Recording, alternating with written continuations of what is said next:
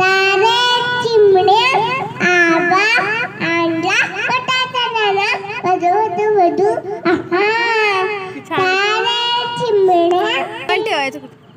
आपण ठेवायचं कुठे? सांग सांग बोला ना पाऊ पडेल काय शाळे बुटी तळे साजं सुट्टी मिळेल का आणि म्हणजे